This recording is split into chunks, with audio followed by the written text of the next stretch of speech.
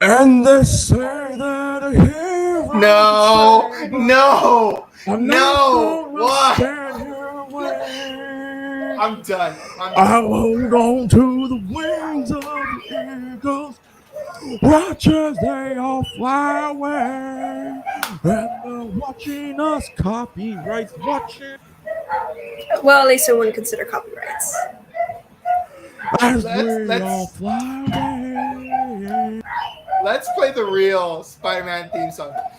Spider blood, radioactive spider blood, Spider-Man, Spider-Man, Spider-Man. Wow!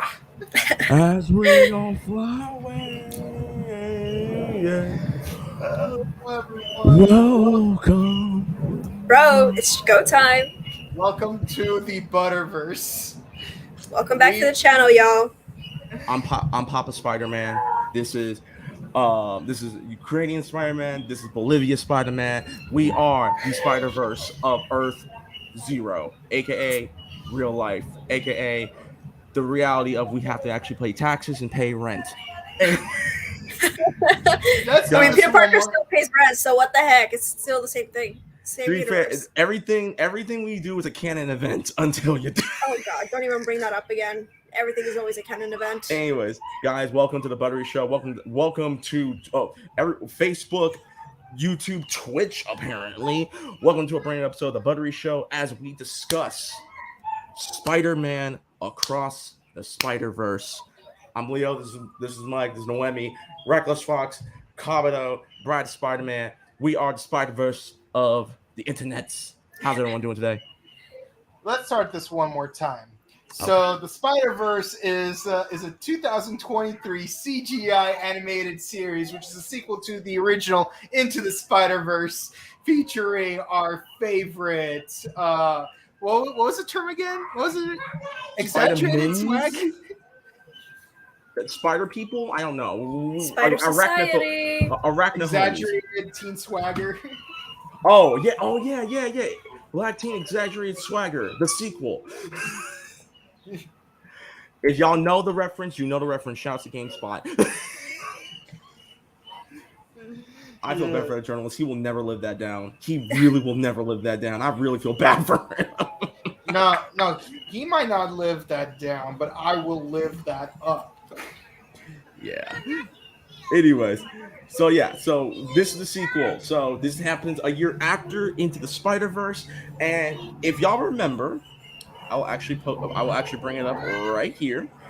If you guys stayed in for the credits, like everyone else does in superhero movie nowadays, and yet for some reason some people don't, and they still don't. And Scream 6, even though not every movie needs a after credit scene. Just saying. We went from. Hold up, let me show y'all. We went from. Let me just pull it up. Just. There's a method to my madness, people. No. I got you. We went from this to now. Show it, Kabuto. To this. Making it even more legendary. And this. Spider-Man everywhere. The whole Spider Society. Yes, and we're all part of it. So, for those y'all who are watching, spoilers, in case y'all just throw it out there. The movie's been out for a month now. If you've not seen it, and because you're probably parents, which I completely understand, I'm a parent. I literally just saw this movie last week. Please don't watch this. Wait until the movie comes out. Probably next month. Considering how fast it is to get movies out nowadays, it'll probably be out next month. You know it's crazy. My girl and I went to see Evil Dead Rises. How is that movie? It's really good. So much. It's above okay, but lower than great. Don't say that to me. It's in that ballpark. I still prefer the original trilogy, but the point is, someone took a baby to that movie. What? Okay. All right. Yo. Okay. That poor baby. This is clearly a moment where we're just gonna do this. I mean, it's not uncommon because some parents actually brought their children to see Sausage Party. So okay, huh? So this is just a public service announcement. Parents. I understand that you guys want to see movies. I understand that having a child sometimes you can't really do much and stuff like that. Believe me, I And we live personally in the age of understand. spoilers too. Yes, and we live in the age of spoilers. Trust me, I understand. There's a reason why I'm Papa Spider-Man. Okay, look at Peter this B. adorable bit. Yes, I am Black Peter B. Parker. I completely understand your predicament.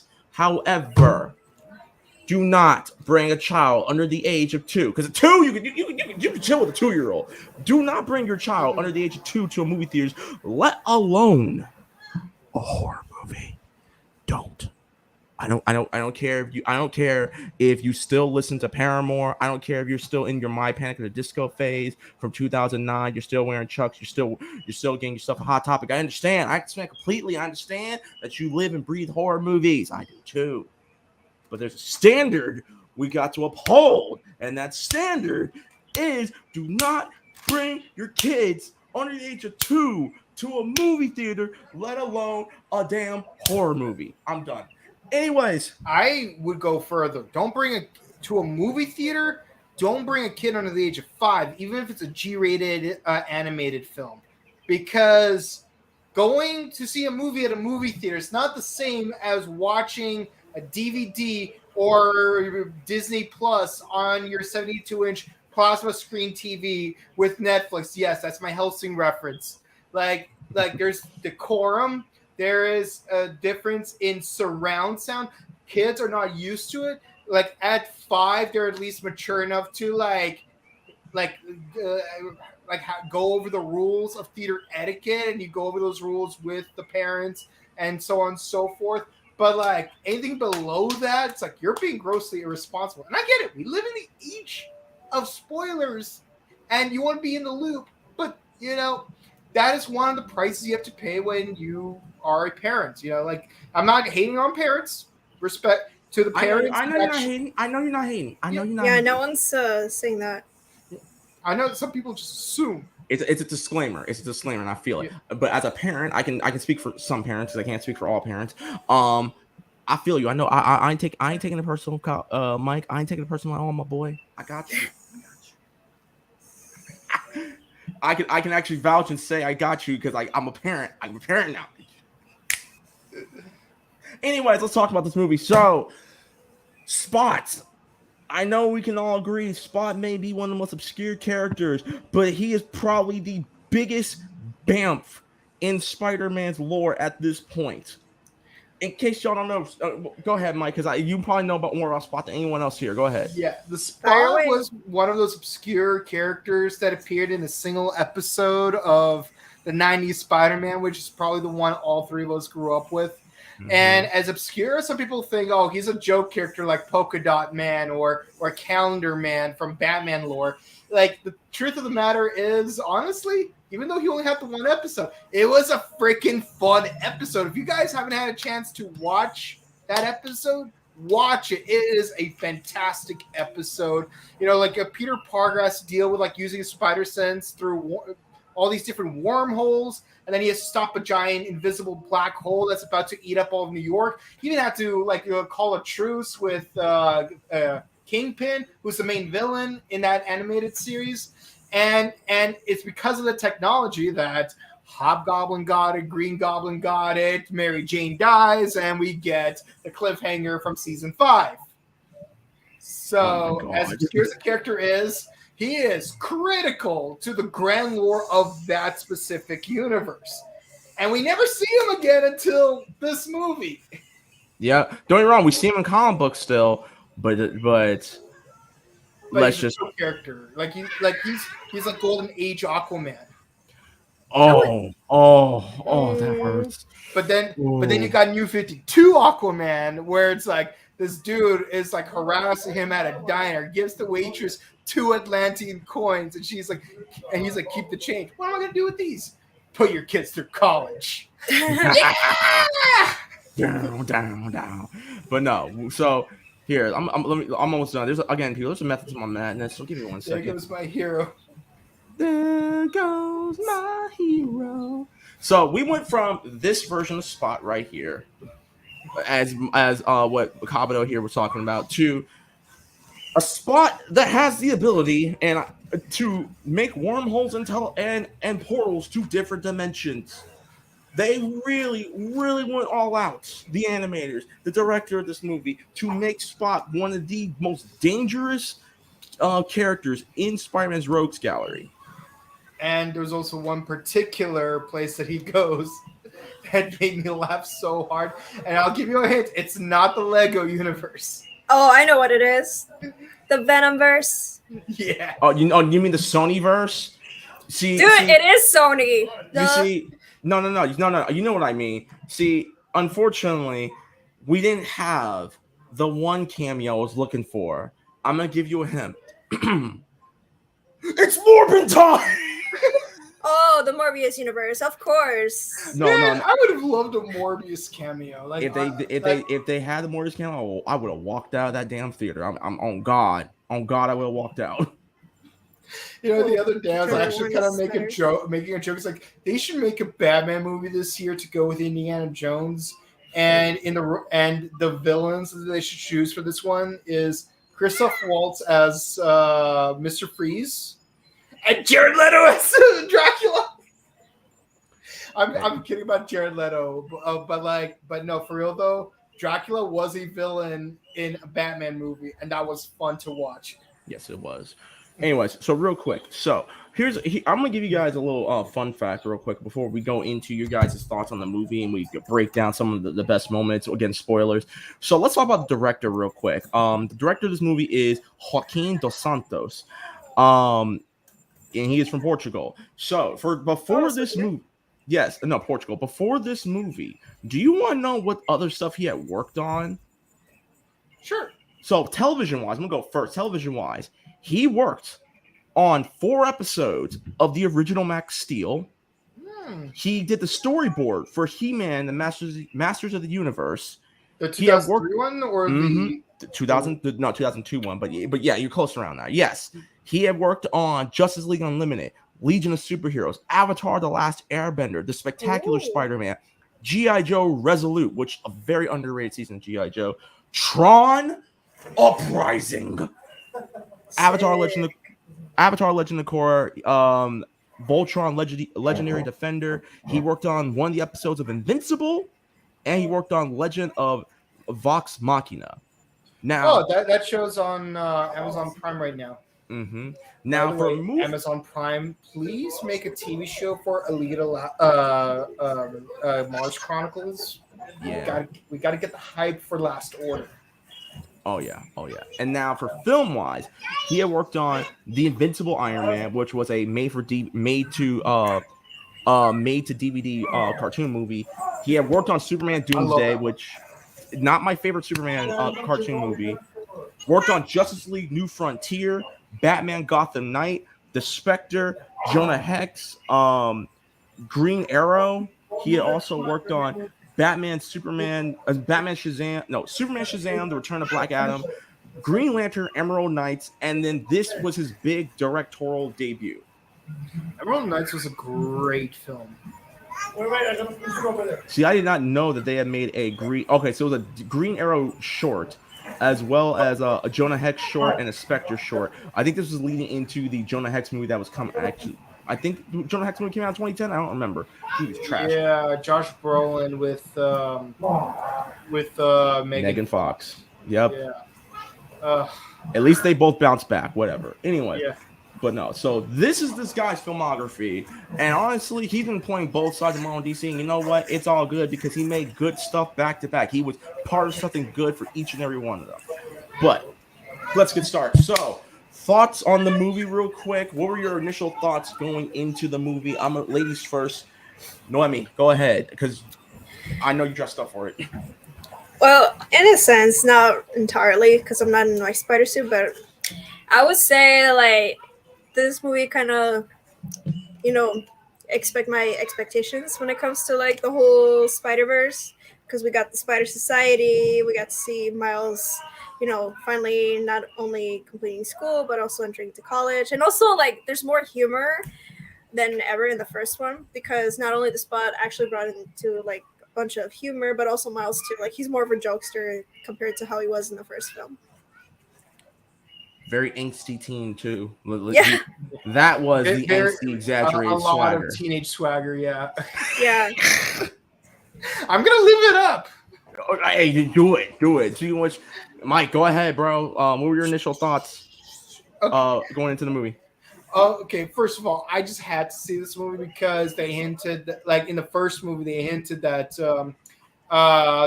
Miguel O'Hara is going to be in it, and then like further movie posters hinted that Ben Reilly, my favorite Spider-Man, is going to be in it. I actually do have a nice collection of Ben Reilly comics.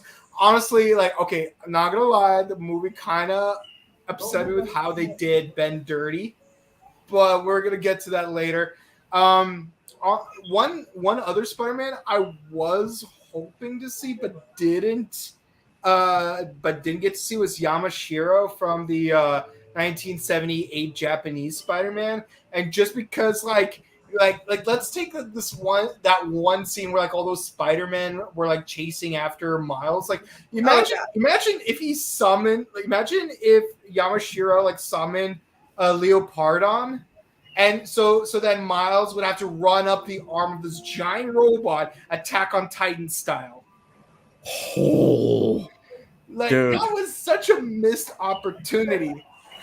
But what I will say this, in the third one, you guys got to include you. The manga, of course. Yeah.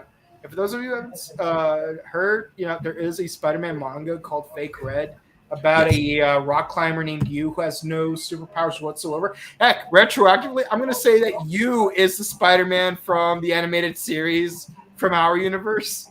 Mm-hmm. The one that has no superpowers? Yes. Okay.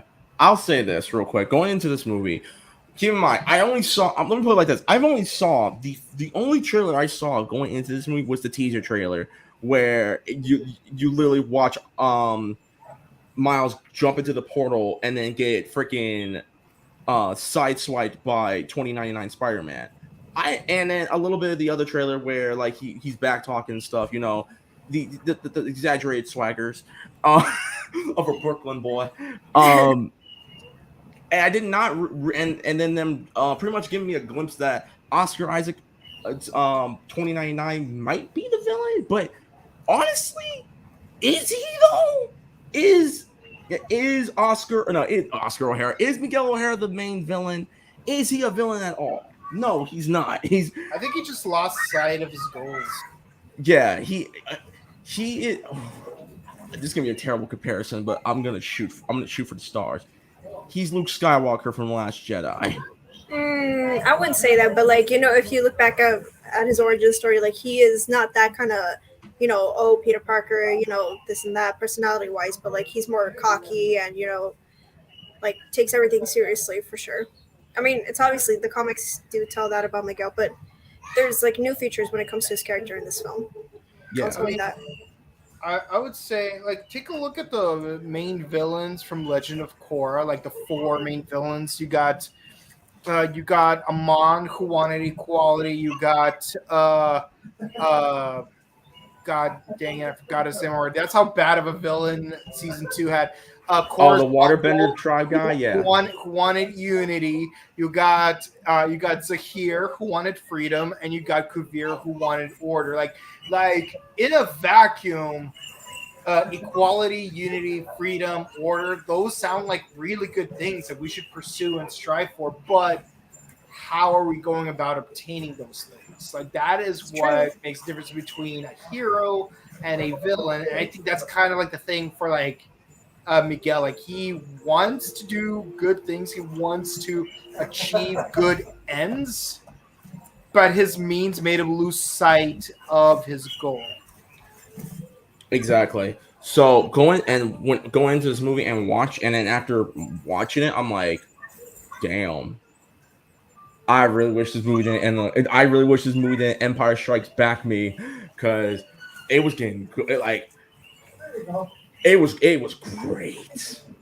I'm gonna say this right now, but real quick. So let's just jump into some of the stuff. So we're gonna be going back and forth on a lot of stuff, people. So obviously Miles is. It's been a year and 4 months since Miles became the one and only Spider-Man of 1610, Earth 1610. He's fighting the Spot. Spot gets away, using and getting trapped in his own spot, and that is now using those damn the portal rays from the first movie all across the universe. From what's the company called again? Alchemy. Alchemax. Alchemax. From Alchemax and Alchemax. sucking all of that stuff dry in every universe. And his whole thing is he does not want to be a joke no more. He wants people to remember his name. Say my name, Spot. You're goddamn right. He went there, and so witness me. Yeah. And so Miles is now having to team up with the Spider Corps or Spider Society, as we like to call it, and is now learning that certain things, if you change the course of history, as he did with Spider-Man, the Spider-Man India, if you F up a canon event, that world's doomed. Which now begs the question: is the Watcher from Marvel's What If watching this whole entire thing happen? Yes. He's not allowed to interfere, remember? Yeah. Even though he totally did, if you actually watch the ending. Yeah, well, no, I did see the ending. And it makes me really wonder. So, who really is watching? Is it Spider? Is it the Watcher, or is it Madam Spider? Because granted, we do have a Madam Spider movie, unfortunately, coming out at some point, but still. Do you mean Madam Web? Madam Spider, Madam Web. It doesn't matter. You know, Madam Web is such an important character, even in the '94 Spider-Man series. You put some respect to her name. Obviously, she is important to that series. Well, but sure. Guess what? Guess who was an important character that Sony? Okay, you know what? Yeah, I'm not gonna go there again. We're not gonna talk about Morbius. I think Morbius has gotten its beating too much last year and the year before, so we're not gonna go there. Anyway. Yeah. So, thoughts. Here's a question: what are you guys' thoughts on Miguel O'Hara, Oscar Isaac's performance as Miguel O'Hara? Y'all, Mike, go first.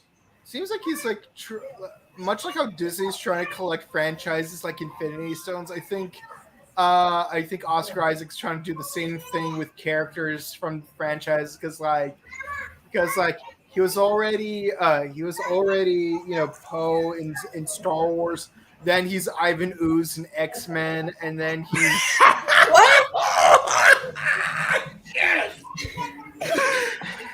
and then he was Moonlight Knight. I mean Moon Knight in. You put respect on Moonlight. Moon Knight. Moon Knight was lit. Okay, no, but you let me make my Sailor Moon joke. I'll let you make your Yu Yu Hakusho joke. Okay. All right, cool, bar. Keep going. Okay. And now he's also in the Sony Spider-Verse as Miguel O'Hara. So he's collecting all of these Disney characters and Sony characters. All right. It's like what? Oh, also he was in the Bourne franchise. Yeah, he was. I keep forgetting that. But, okay. No, I mean thoughts on Oscar Isaac's performance and Miguel O'Hara. So he actually did an amazing job, and I couldn't imagine anybody playing Miguel O'Hara. And despite the fact he's Latino, he kind of spoke a little Spanish into his character. Same thing, his communication with Miles, that was another plus. And I gotta say, like, he kind of made him. I mean, I feel like he was a great candidate to play this character. I mean, not just the voice and the performance and all, but like I can kind of see it. Miguel O'Hara in him. Okay. Which that kind of questions me too, because I mean, I know Metal Gear, the film, there's no news about that, but I want to see how his performance will be like. If that movie ever comes out, I'm just saying. Anyways, yeah. I'll say this: I think Oscar Isaac did a fantastic job. He brought a different side of Miguel O'Hara to the brink, and one of the things I did enjoy, and they gave us a little snippet, was that O'Hara was literally going to kill Vulture by biting him like he's a damn vampire, which I'm like, yes, but it didn't happen.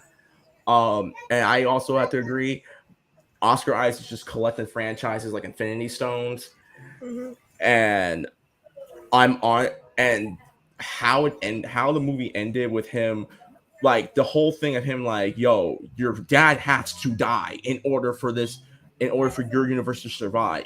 It's a canon event that needs to happen. I'm sorry, bro. I'm sorry. At no point, no one brought up the fact that. Well, actually, no, he did, but no one was like, bro, you do realize that maybe just me. There's a 1 out of 1,000 chance that if he intervenes and makes the canon event not come to life, that it might actually work. This is where Superior Spider-Man should have showed up. I'm sorry, or the what if symbiote Spider-Man, where he actually gets consumed by the symbiote. One of those fools should have showed up and like, yo, bro, you know you're wrong, right? But I digress. Real quick, let's talk about these cameos. First things first, Gambino. Donald Glover. Prowler is coming to the next Tom Holland Spider-Man movie. I'm gonna say it one more again. Because of how No Way Home ended, Prowler's coming. Bam. And that kind of spelled the secret. Or maybe he won't show up at all because he's already captured. You shut up. Prowler's coming. Don't take this away from me. Yeah, Beatles collected franchises too. Vic from Orphan Black did not become Scorpion, so like I'm still waiting on that. Whatever. But here's my question: what was one? I'm gonna name some of my favorite cameos as we go forth with this. One of my favorite cameos: Spider Cop. Shouts to that reference from the Spider-Man video game. Funny you mentioned that because Yuri Lowenthal is in this movie. Yeah, that's true. As the Insomniac Spider-Man. Same thing with Spider-Man. Spectacular Spider-Man as well. Yeah. Oh no, here's my favorite right here. Too. Here's my favorite right here. The Neil Patrick Harris Spider-Man. When I saw that, I screamed. And then there's Spider-Man Unlimited, very underrated show, which Disney Plus. They show the final 2 episodes of Disney Plus. Just saying. Final 1 episode, because Fox Kids said it was going to be a 2-part episode. We never got that second part.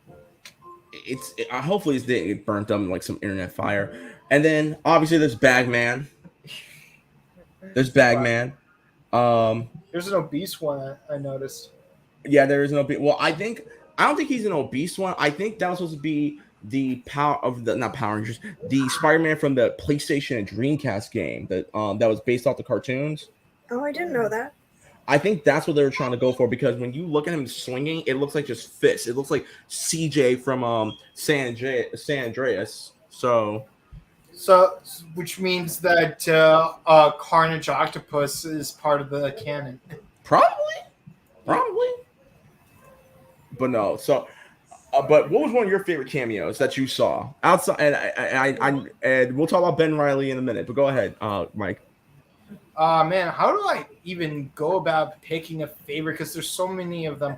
Like, I noticed that Jorma Taccone played Adrian Toomes in the Renaissance universe. So, that was kind of weird. So, it's like we got Andy Samberg, Jorma Taccone. Is Akiva Schaffer also in this movie as, another character? Get all 3 members of Lonely Islands. Like, imagine if Mike Bolton did the theme song to their universe. It's like, this is the tale of Peter Parker who got bit by a radioactive spider. That would have been hilarious. No, there's so many cameos. Okay, elephant in the room. Yeah, my favorite cameo is the old Chinese lady from the Tom Hardy Spider-Man. Just because the way she just doesn't react to the spot. It's like, are you not freaking out by the fact that there's a black hole in your store and a guy's hanging from it and doesn't have a face? And she's like, I've seen weirder things last week. I kind of figured, yeah. Yeah, it's not that I have a Tom Hardy bias or a Venom bias. It's just the funniest cameo. I mean, yeah, we do have Donald Glover as the Prowler, but the thing is, it was just out there, kind of random, but it's you know, it'd be a weirder cameo if we saw what's his name, Paul Giamatti in it. Actually, you know what? I'll listen. I'll give you that. You can take that. You can take it. Okay. So But we do see Andrew Garfield though. we And saw Tobey Andrew Maguire. Garfield. We saw Toby. Tom was the only one we didn't see, unless I wasn't paying attention correctly. But Tom was the only one we didn't see. But there was a reference that was brought up by Miguel, thanks to him. Yeah, it was on Earth 1999, which I don't think that's the actual Earth. 616 because in Spider-Man Far From Home they addressed that Earth, the Earth that's the MCU Earth is 616. They kind of already addressed it, so this might be another Doctor Strange or another Spider-Man that probably effed up something over there. You know, like 1999 could probably refer to the MTV Spider-Man series. I don't know what year it came out, so it might be that one. It came out in 2002. It was supposed to be a branch between the first movie and the second movie. Because hell, all I remember is that I didn't watch it because the CGI looked terrible to me. See, I didn't know about it until after I saw Bad Boys 2 on DVD and they showed the trailer for it, and I'm over here like, where can I see this? Where can I watch this? But unfortunately, this was 2004, so it was already too late. The show was already done. And it was a year before YouTube. Yeah, it was a year before YouTube. Before YouTube was pretty much the Pirates of the Caribbean of the internet. This is the tale of Smosh videos. Anyway, who lip synced the Mortal Kombat theme.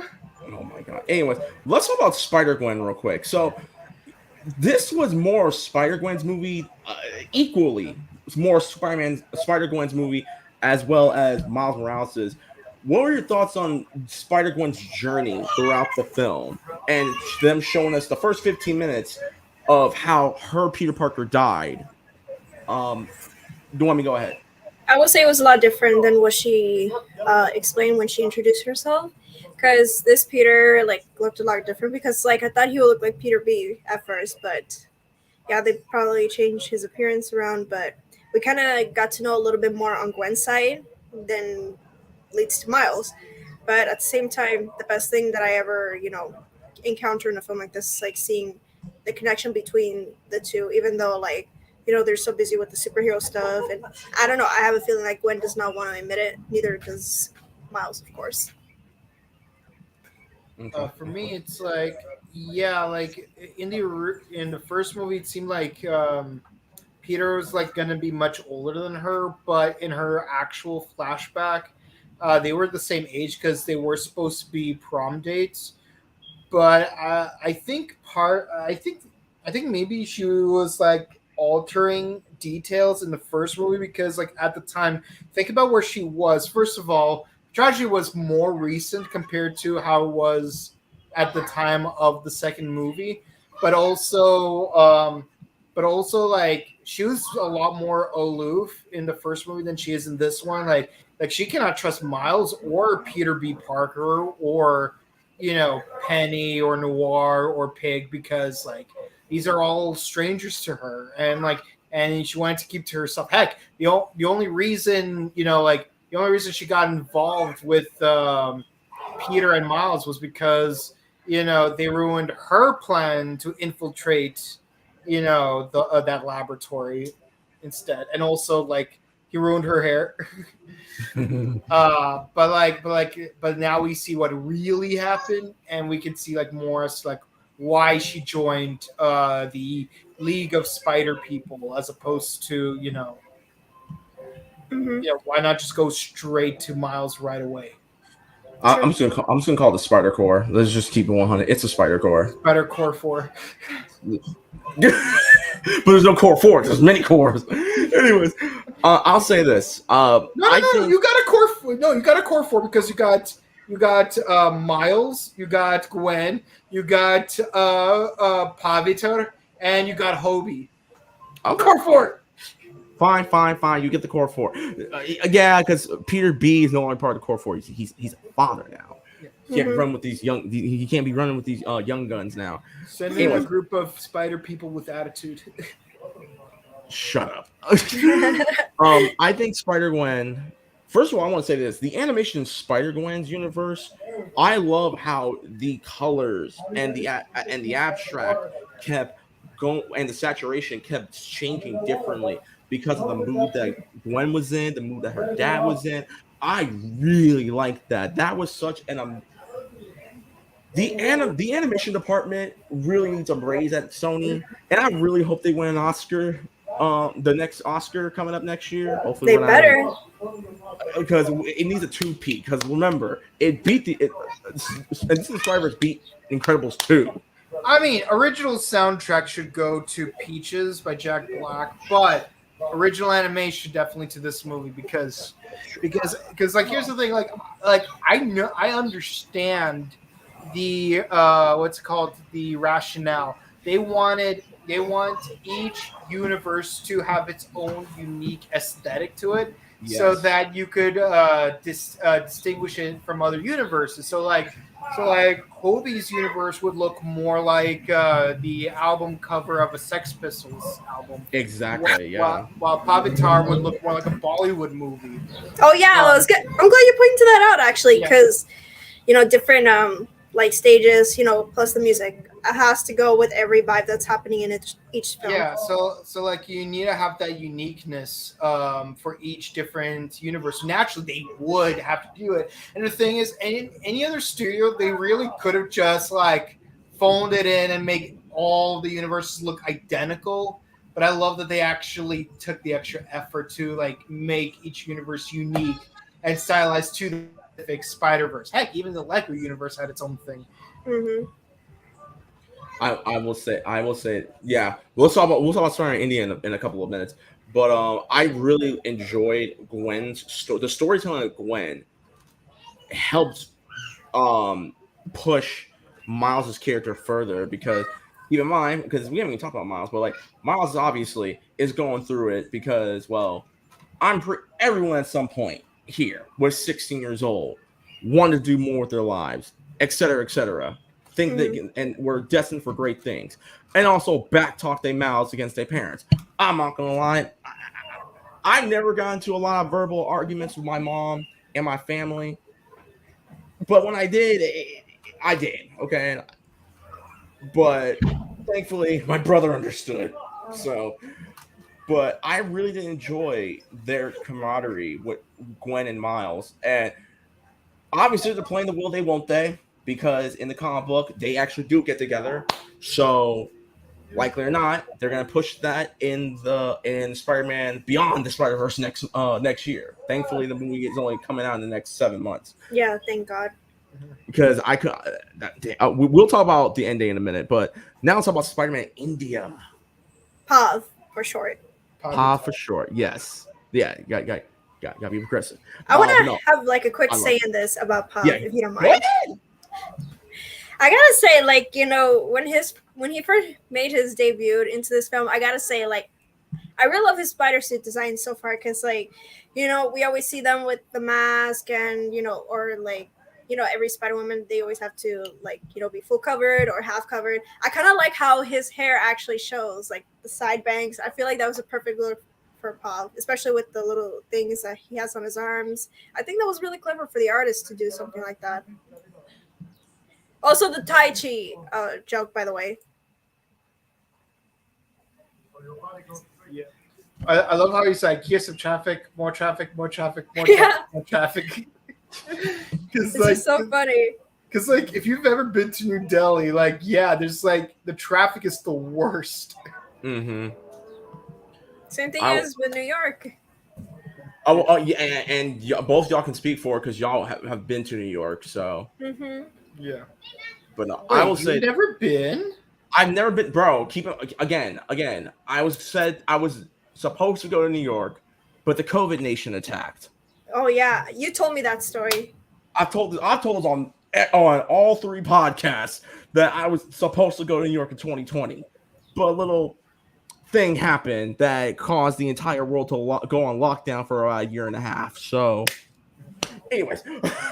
Also, let's not forget that he's voiced by Karan Sony, who played what's his name? Dopinder. Dopinder from Deadpool. So, hey, He's the Deadpool. speaking of which, can we talk about Spider? I want Pav is great, and this actually leads into Spider Punk because you got Daniel Kaluuya, who was fresh off of the movie Nope, which won Best Original Movie at the Dead Meat Horror Awards this year. This fool's collecting franchises too because he's in a majority of Jordan Peele's movies. He's in Black Panther, and now he's in this movie. Hey, don't forget, he was also in Mitchell and Webb look as the poor black boy who needs to hire a rich white lawyer. That's literally the name of his character in that skit. Like when you guys have a chance to go to YouTube and type in Mitchell and Webb look Speedo, you'll understand what I'm talking about because it's about a lawyer named Speedo because he wears really tight Speedos and it's affecting his personality and stuff. I will say this. I'm going to be really quick with Hobie. I love Hobie. Hobie was my standout character of the movie because he really is all about screw the capitalism, screw the patriarchy of countries and stuff. We do what we want. We got these powers for a reason. He's the Sex Pistols of Spider-Man. Oh, yeah. Yes, he's a Sex Pistols of Spider-Man. He is. I do what I want. I'm gonna save people how I want to save them, and that's the bottom line. You might as well just have Stone Cold Steve Austin Spider-Man at that point. We need a Stone Cold Steve Austin Spider-Man. We need a Power Ranger Spider-Man. We need a Batman Spider. No, we can't because DC. We need a Tom Cruise Spider-Man. We need a We already have a Mariachi Spider-Man, so there's no need for that. Mariachi Spider-Man. If I like the show Bad Boys Club on Zeus. We need a Prince Spider-Man and a Mo City JB Spider-Man. I would love a Prince Spider-Man. We need a Natalie Nunn Spider-Woman. No, we do not. Yes, we do. Thankfully, we have a Whoa Chris Whoa Spider-Man. Yes. We need a blue-faced baby Spider-Man. I see that dude at AX. No, I love his Enrico Pucci cosplays. It's so fun. Yeah, I will say this. Listen, I'm just gonna say this right now, people, because I'm to the three of us, and I'm tagging my fiance in. We're all going to Beyond Spider-Verse dressed up as Spider-Man characters, right? Yo, that's what's up. Totally down. Baby, Mary Jane was a Spider-Woman too. You can dress up like a Spider-Woman, or you do Spider-Man. Which one do you want to do? What? We're going to Across the Spider-Verse, like the Beyond. opening premiere where we're all costumed up. What you gonna be? Spider-Man Beyond, huh? No, the third movie is in March. You're going to dress up, right? No. Can you leave me Mary Jane? Please. I want something in ransom. Okay, what? We're doing it live, people. We're doing it live here. And this is going to be on the internet, so if it's good, I have to make these. I have to apply to these demands.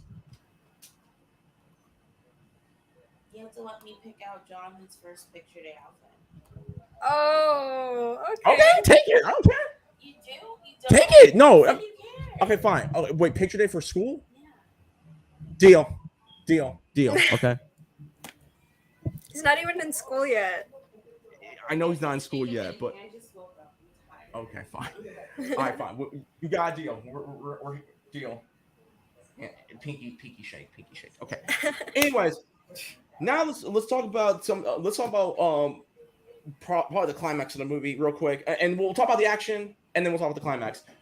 The action in this movie, the animation department needs a friggin' raise because the action, whenever there was not a lot of dialogue, because this movie is a very plot-driven sequel, where after they introduce Pav and then the Spider Corps, the next half hour or so is driven with story.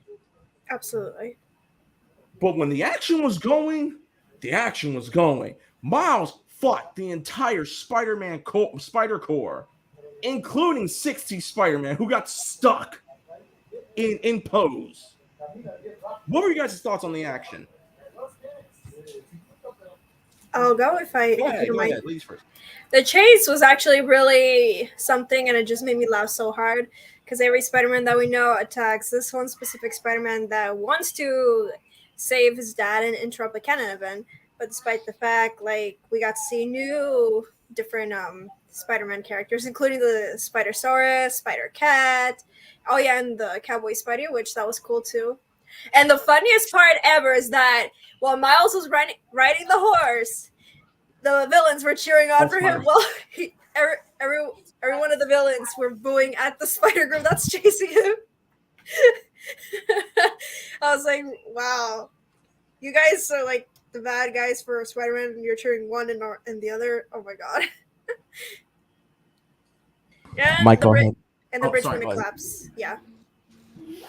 Okay, yeah, no, like, you know, the thing I love about Spider-Man, like, what makes him one of the most powerful characters in fiction is the fact that he does have preflex because of his spider sense, where, like, he could, his body could react to external stimuli before they even occur. So, like, a villain would actually have to put a lot of work into, like, landing a hit, because he doesn't get hit very easily. Like, his body is just naturally able. Like, we've seen No Way Home, where he was astral projected and his body just like naturally like responded with the box.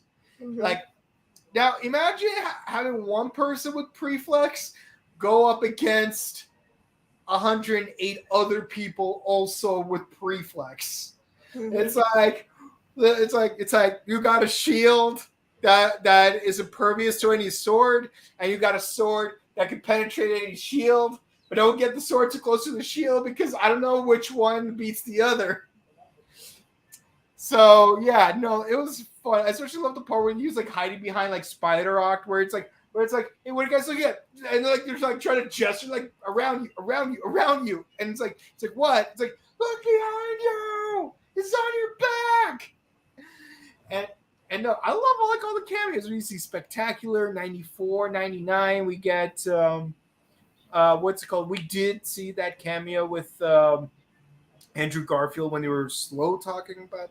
Again, the only thing that would have made that scene better, and again, not very big of a margin to improve on what's already amazing. They should have had Yamashiro summon Jet Leopardon so that he could like run up the arm of this giant robot attacking the city to squash this tiny little spider. You really want an Attack on Titan moment from this movie, huh? Look, man. I'm for it. To be fair, Spider-Man, Peter Parker did fight a group of Titans.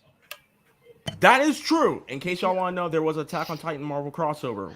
Read it. It's pretty good. I wish there was a second issue to see how they would go up against the Colossal Titan, because that thing was like way taller than the Statue of Liberty. But the point is, it's not just that it's an Attack on Titan. It's just like the spectacle of having this tiny person run up the arm of this giant thing is always so cool to see, no matter what. I mean, y'all remember Green with Evil Part 1. Y'all remember Clash of the Zords Part 4. I will say this. Shout out to Selwyn Ward, by the way. Shout out to Selwyn Ward. Shout out to JDF. Anyways. But, okay, I'm going to go say this real quick.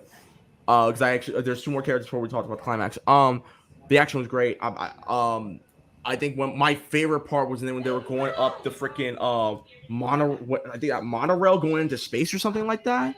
Yeah. That, and then all you see is Miles absorb all of Miguel's suit and just push him off, and you just see him tumbling, knocking Spider-Man down as he tries to get back to the Spider Core to get teleported to. Unfortunately, he thought it was going back to 1610, but got transported to Earth 42. We'll talk about that in a minute. Let's talk. I want to really quick talk about Peter B. Parker and his responsibles now, because Peter B. Parker now has a daughter, Mayday Parker. She's a thing. It's a thing, people. It's a thing. And pretty much the reason why he has a daughter, and he even says it to Miles as Miles is trying to run from the Spider Core, is because Miles helped him get back together with MJ. That is the reason why. And I love that. He's like, listen, only reason why I had a The kid. cannon was already destroyed. But no, I love Mayday Parker. Yo, I'm just gonna say this right now. All right. I need a Marvel What If because obviously we cannot get a Mayday Parker movie because it's too much. We'd be going into like the Vought universe of like nothing but movies for every single character and side character. Okay. I need a Marvel What If episode that Disney Plus is gonna do at some point, maybe, where Mayday does pull up. I want to see that happen. So yeah.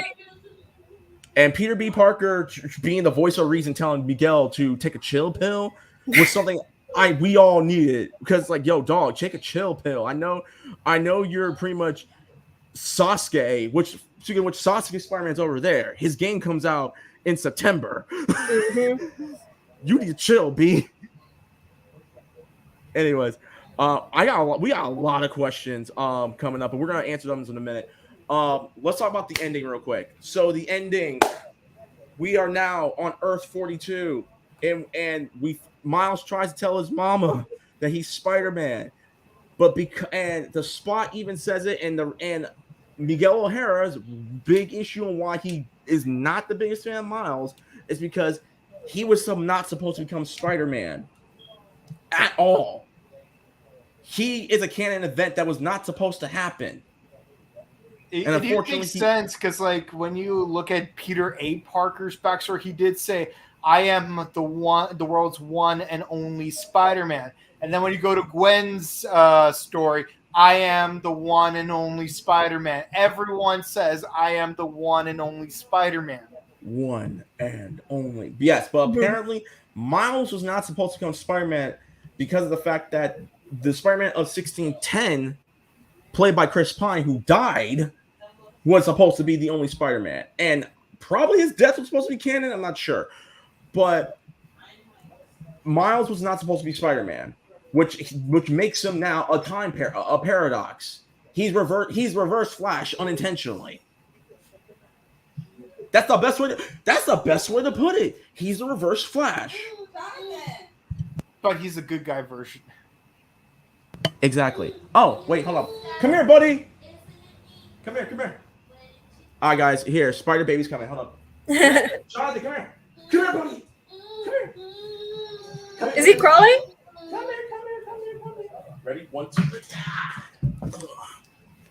Spider Baby. And this is why I'm Peter B. Parker. So the ending. His uncle's alive. He gets sucker punched. And you find out that the Miles of that universe is the Prowler. And it ends on an Empire Strikes Back moment where Gwen gets forgiveness from her daddy. And Peter B. Parker's like, yo, let's go take care of Miles. Let's go help him out. What's wrong? Here, I got it. Hi, Papa. You're right. Noemi says hi. Say hi again. Hi, Papa. Yeah. You happy with I love you? He won't shut the podcast, the whole broadcast down. He has no idea. But what were you guys' thoughts on Prowler Miles? Go ahead.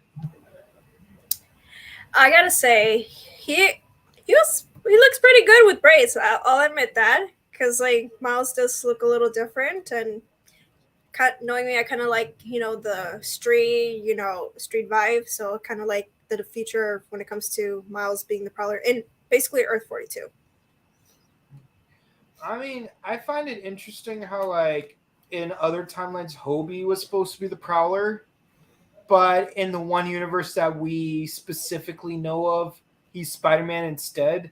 So it kind of makes sense that there are universes where Miles is a Prowler, while other universes he is Spider-Man. And I'm wondering, like, are they trying to create this newfound duality between Spider-Man and Prowlers? Because, I mean, to be fair, like, the first time I saw Prowler was Hobie Brown in the 94 Spider-Man.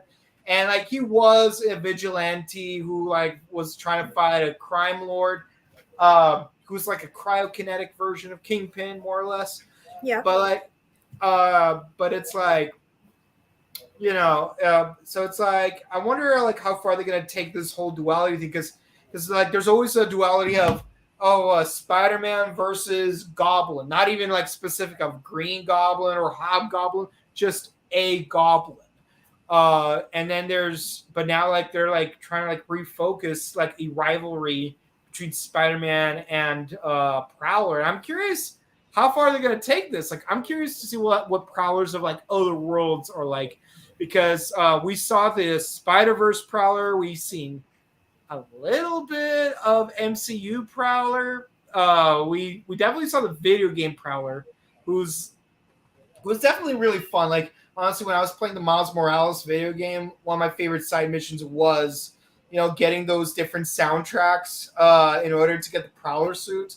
And I'm not gonna lie though, it is my favorite suit for the Miles Morales game because he kind of looks like what's his name, Spawn, but purple. So I wonder like how far they're gonna do. And honestly, like Miles versus Miles is gonna be really interesting. Also, I noticed he's got cornrows in that universe, so I'm like, Afro Miles, cornrow Miles. See, you thinking too deep into that, Mike. I was gonna say I'm apophenic, so I'm just gonna get this out of the way. I'm the stone, the builder refused, the individual, the inspiration that makes the lady sing the blues. I'm the spark that makes the ideal bright. Let's say spark. Really, we're on Boondocks across beyond Spider-Verse. I'll say it right now. Yeah, you got Huey. You got Huey Spider-Man, Riley Prowler. Yeah. Okay. Yo. Aaron Magruder. We need you to come in for the animation for. Well, there you go. His uncle's name is Aaron. There you go. More apophenic lines being connected. I'll say this. I'm not gonna lie. When I looked at Prowler Miles and how his hair looked, it kind of reminded me. And this is a deep, well, not really deep cut unless people are binging it. He reminded me of Michael B. Jordan from The Wire season 1. Oh yeah. Why you pointed that out? Okay, so good. So you both have watched The Wire. Yeah, I saw the first season. Okay, cool. I'm stuck on season 2, but no, I think that was really cool, and I love how the movie ended with just a stare down. This was like it reminded me of like a WrestleMania stare down, like between like The Rock and Stone Cold from WrestleMania 17. That's what it reminded me of, and I'm like, across beyond Spider-Verse, it's gonna be turned up. You already know. Yeah. But I like the fact, and I liked how the movie ended, and Spider-Gwen is essentially like, Spider-Gwen is pulling the Luke Skywalker. We're gonna go save Han, and I'm not coming alone. Or, I can't believe I'm making this reference, but Mike, you might know this reference.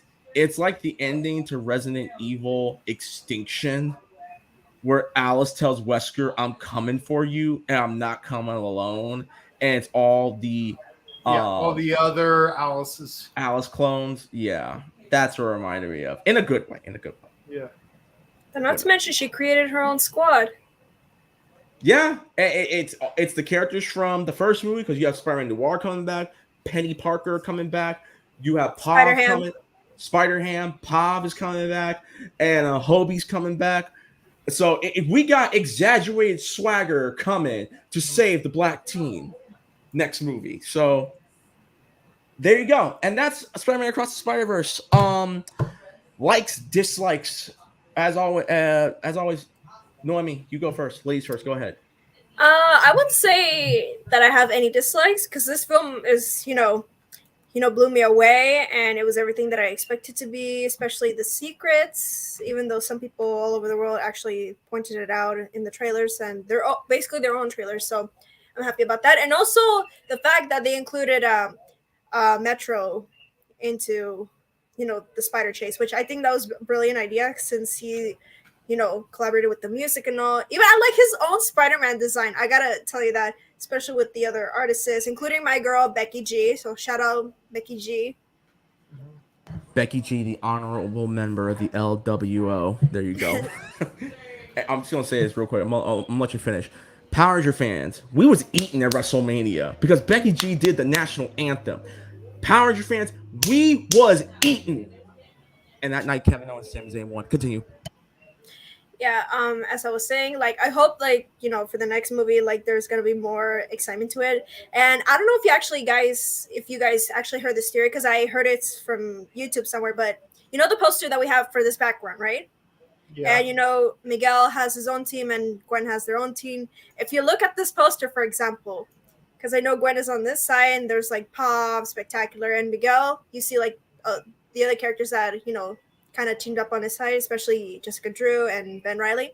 Mhm. What if there's going to be a battle between the two Spider people in protecting, or like basically fighting for what Miles' future holds, or prevent him from the canon event? Even the secrets shows too, like the visions that Spot like introduced him to.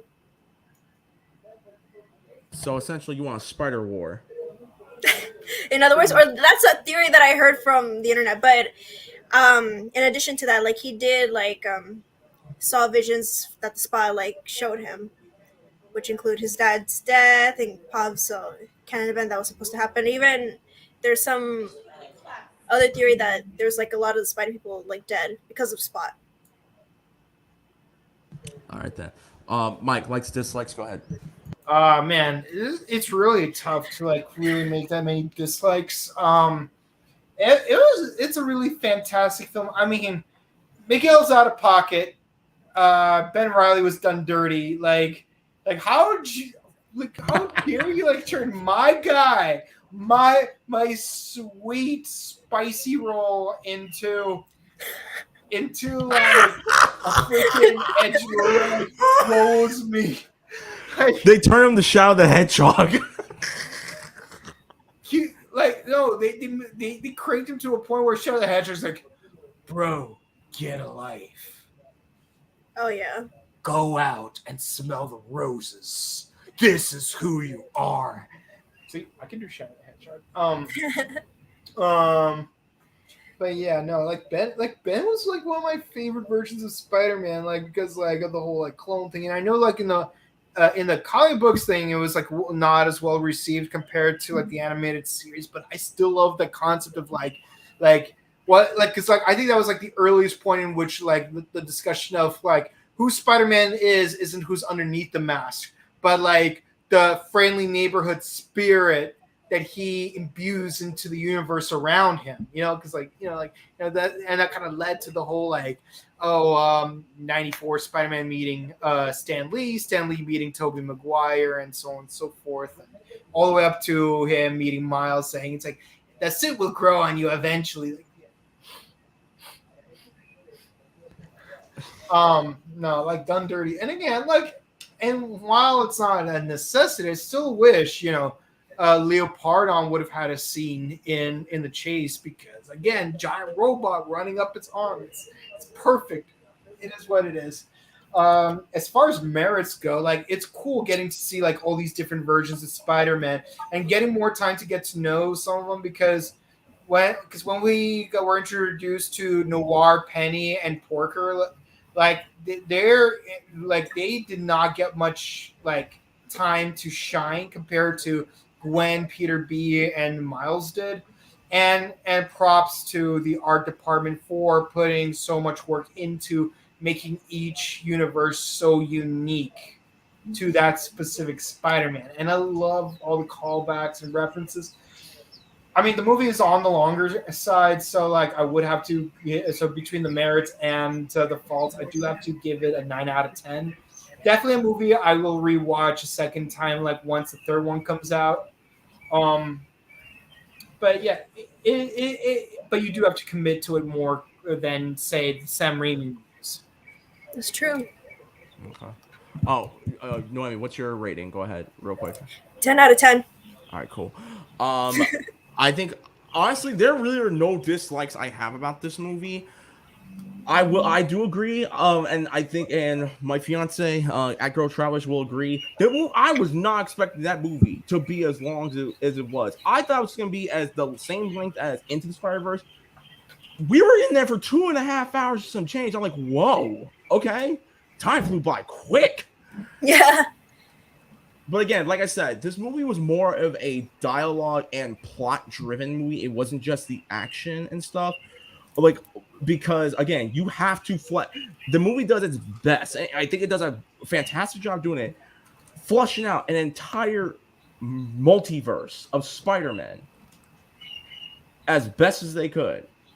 Well said. I'm pretty sure if put in the right hands, we could have had like something like a an episodic thing, like how they're gonna do with the Continental that comes out later. I think later this year or next year. Oh man, I can't wait for that.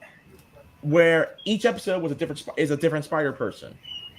We could have got to Jessica Drew. We could have talked about what's her face? What was Issa Rae's character's name again? The pregnant Spider-Man. Oh yeah, Jessica Drew. Yeah, Jessica Drew. The other Spider Women. In the other multiverses. Which reminds me, all right, real quick. I know a lot of people have issues with Jessica Drew, this version of Jessica Drew being pregnant, just like in the comic book. Thankfully, she doesn't do a lot of action. She just do like one action scene, and she's driving a motorcycle the entire time. She doesn't put her child in harm's way, which is great. So we can just move on from that. I think everyone did a great job voice acting wise. I think this was Shamik Mill, who does the voice of Miles Morales. This was some of his best voice acting, and I have to give props to the Miles Morales Earth 42, played by Jarrell Jerome. He did a fantastic job as well. I love that they kept the New York the New York aesthetic all throughout the Spider-Verse, because you could feel it in every single city and part of the movie. I like that they kept that New York aesthetic to it.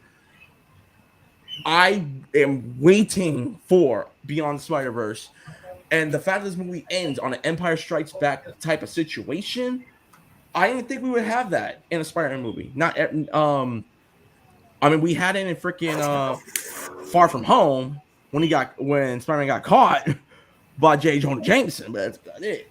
Parker. I will say this. I'm gonna agree. I'm gonna go with Noemi. I'm gonna give this movie a 10 out of 10. The only thing I only knock is how long the movie was. But you know what?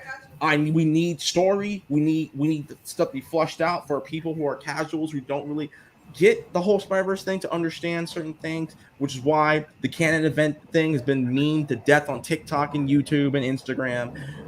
But at least now people have something to talk about, which is the canon event. So absolutely, there you go. Overall, fantastic movie. It better win an Oscar. Let's get to the comments and we're gonna jet out of here. Let's do it. Yeah, we're almost done, baby. All right, two favorite moments across the Spider-Verse. We already talked about the action scenes. Yeah. Any predictions to the next movie? His dad ain't gonna die. It's letting time. Oh my god. I was saying. Sorry, you were gonna say. I was gonna say. Oh my god. Okay, so go. I was gonna say, hopefully in the next film, hopefully we do see Jessica Drew actually give birth, like, causing a whole spider catastrophe, everybody freaking out. That'll be funny as hell. So hopefully that happens. Yeah, I mean, I definitely agree with Noemi in that. Yeah, there's gonna be a spider war, but really, I really want to see how Miles versus Miles plays out, but because it's do we have a thing for redemption? Can 42 Miles be redeemed after all the crimes he has committed? But also again, the Spot is still a thing. We have all these loose ends to tie up. Exactly. This is a good question. Do we deserve a return of Spectacular Spider-Man after seeing his cameo making season 3? Yes. I mean, listen, there's already rumors and talks of Spider-Man 4, Tobey Maguire, and Amazing 3, Andrew Garfield. So why not? Let's, in the words of Cody Rhodes, let's finish the story. Yeah. So, and while we're at it, Spider-Man Unlimited, and more importantly, Spider-Man 94. Where's the real Mary Jane? All I'll say for all the to answer a lot of the questions, all I'm gonna say is this. Oh, yeah!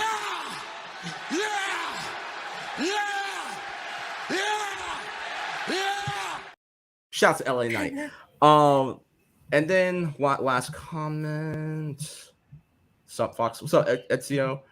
Hi. Whoa, it's Draken. Yep. And My then favorite would character. you all be on board if the new video game Spider-Man gets an animated series? I'm going to answer for everyone for this one. Yeah! Yeah! Yeah! Yeah! Yeah! They already got comic book tie-ins. Might as well get an animated series. Anyways, guys, my Spider Core of Earth Zero. Thank you guys so much for helping me with this review. Mike, Noemi, I know y'all have to go back to your different universes, and I gotta go back to my universe, and that's being the father to the Spider Baby. Anyways, Noemi, as always, it's good to see you. It's been a while. Where can the people find you? Where is the damn thing? Hold up. Did we make her? Oh, yeah, here it is. Where can the people find you? You wonderful people can find me on my Instagram, Bride of Spider-Man, also on my Twitch, my TikTok, and my YouTube video. Where can they find you, Kabuto? You can find me on Instagram at Boken_Kabuto and on Twitch at twitch.tv/BokenKabuto. Fox, where can they find you? You lovely people, if I can still find it, you can find me on at Twitter, Instagram, @Reckless_Fox. Find me on my YouTube page, Reckless Fox, and find my current gaming content on twitch.tv/RecklessFox as we have finally dived into the world of Yakuza. And we're playing in chronological order. Right now, I'm on Yakuza 0, and we're going to break the world. Anyways, this is Leo, Mike, Bright Spider-Man. If y'all, once again, please be sure to follow The Buttery Show on Facebook at facebook.com/The Buttery Show, YouTube, youtube.com/The Buttery Show, and Instagram at The Buttery Show. Find me and we're on Twitch, so please be sure to follow me and subscribe on twitch.tv/RecklessFox, and be sure to follow our sister channel, The Morphin Network. We currently have 3 back-to-back interviews up right now, and there's going to be coming one tomorrow morning with our boy Mike right here, and it's going to be very, very buttery. Until then! Yeah. And also tomorrow, be sure to watch our review of Kamen Rider Geats episode 43. No, wait, 44. All right, then. Well, that being said, guys, this is Leo, Mike, and Noemi, the Spider Core of Earth Zero, signing out. Peace. Watching us. They're watching us. Spider-Man, as we Spider-Man, go Spider-Man, right Spider-Man, Spider-Blood, Spider-Blood, radioactive Spider-Blood, Spider-Man, Spider-Man.